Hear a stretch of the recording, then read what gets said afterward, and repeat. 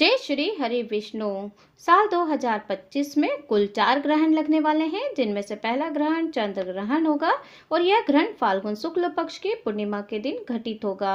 अर्थात यह खगाक्षर चंद्र ग्रहण होगा, जिसका ज्योतिषीय प्रभाव महत्वपूर्ण माना जा रहा है। यह खगोलीय घटना हर साल होती है और इस साल 2025 का पहला चंद्र ग्रहण होली पर लगने जा रहा है। तो क्या पड़ने वाला ग्रहण का असर होली पर होगा? क्या आपकी जिंदगी पे पड़ने वाला है इसका बुरा असर? क्या ग्रहण के लिए सूतक काल होगा? सूतक काल का समय क्या होगा? क्या हमें सूतक काल से लेकर ग्रहण तक की समाप्ति तक क्या क्या करना चाहिए, सब कुछ जानने वाले हैं इसी वीडियो में। तो देखिए, वीडियो बहुत ज़्यादा महत्वपूर्ण है, चलिए जान लेते हैं। तो देखिए, चंद्र ग्रहण का शुरू होने से लगभग 9 घंटे पहले चंद्र ग्रहण का सूतक लग जाता है। वहीं सूर्य ग्रहण का 12 घंटे पहले सूतक लगते ही कुछ नियम लागू होते हैं। इन नियमों का पालन करना सूतक लगने से लेकर चंद्र ग्रहण की समाप्ति तक किया जाता है। आपको बताते हैं कि साल 2025 का पहला चंद्र ग्रहण होली पर अर्थात 14 मार्च 2025 को लगेगा और इसमें पूर्ण चंद्र ग्रहण लगने वाला है। अर्थात आसमान में चंद्रमा का कलर बदलकर लाल हो जाएगा, जिससे कि इसे रेड मून भी कहा जाता है। तो आइए, आज के इस वीडियो में हम आपसे बात करेंगे साल 2025 में चंद्र ग्रहण कब लग रहा है, इसका चंद्र ग्रहण का समय क्या रहने वाला है, सूतक काल कब से कब तक रहेगा, क्या भारत में चंद्र ग्रहण का असर रहेगा। साथ ही जानेंगे चंद्र ग्रहण के समय हमें कौन कौन सी बातों का ध्यान रखना चाहिए। क्या चंद्र ग्रहण के समय में हम होली खेल पाएंगे? क्या इस बार की होली हम लोग मना पाएंगे? सब कुछ जानने वाले हैं इसी वीडियो में। गर्भवती स्त्रियों को कौन कौन सी बातों का ध्यान रखना चाहिए, तो चलिए जानते हैं चंद्र ग्रहण का समय। तो साल 2025 में 14 मार्च को सुबह 9:27 से दोपहर 3:30 तक दिखने वाला है चंद्र ग्रहण, और चंद्र ग्रहण की कुल अवधि 6 घंटे 3 मिनट की होने वाली है। इस तरीके से ज्योतिषों के अनुसार ग्रहण के सूतक काल से लेकर ग्रहण की समाप्ति तक मंदिरों में पूजा पाठ करने की और भगवान को स्पर्श करने की मनाही होती है। इस समय में प्रेग्नेंट लेडी को कैंची, चाकू, मशीन, सुई, किसी भी धारदार और नुकीली चीजों का प्रयोग नहीं करना चाहिए। किसी भी प्रेग्नेंट लेडी को ग्रहण से होने वाले तमाम तरह के नुकसानों से बचाने के लिए उनके पेट पर गेरू लगाना चाहिए। ऐसा करने से होने वाले शिशु पर किसी भी प्रकार का कोई दुष्प्रभाव नहीं पड़ता है। इसके अलावा ग्रहण के समय कुछ भी खाना पीना नहीं चाहिए। सूतक शुरू होने से पहले ही खाने पीने की चीजों में तुलसी पत्र डाल देना चाहिए। तुलसी के अलावा दूर्वा घास भी ग्रहण से होने वाले दुष्प्रभावों से बचाती है।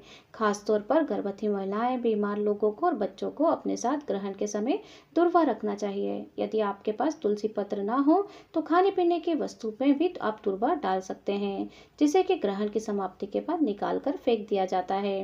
ग्रहण काल में भगवान की मूर्तियों को स्पर्श करके पूजा नहीं कर सकते हैं, लेकिन मानसिक रूप से उनका जाप कर सकते हैं।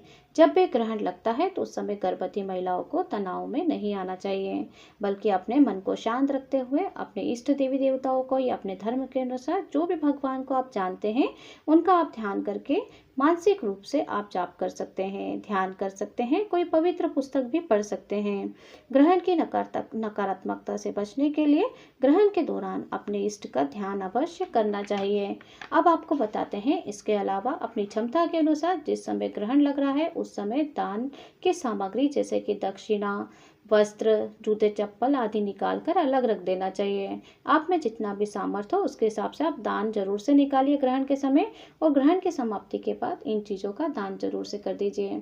अब बताते हैं कि ग्रहण की समाप्ति के बाद क्या क्या हमें कार्य जरूर से करना चाहिए। तो सर्वप्रथम नंबर 1, सर्वप्रथम ग्रहण की समाप्ति के बाद घर की साफ सफाई कर लेना चाहिए। घर में पोछा जरूर से लगाना चाहिए और गंगा जल का छिड़काव करना चाहिए। नंबर 2, घर के सभी सदस्यों को गंगा जल पानी में डालकर स्नान करना चाहिए। ग्रहण के समय पहने हुए वस्त्रों का दान करना चाहिए। नंबर 3, फिर मंदिर की साफ सफाई करके फिर मूर्तियों को स्नान कराएं। फिर मूर्तियों के वस्त्र बदलना चाहिए और उन्हें साफ वस्त्र पहनाना चाहिए। नंबर 4, खाने पीने की वस्तु में डाले गए दूर्वा या तुलसी के पत्रों को निकालकर अलग कर देना चाहिए। नंबर 5, ग्रहण के समय निकाली गई वस्तुओं को ग्रहण के बाद दान अवश्य से करना चाहिए।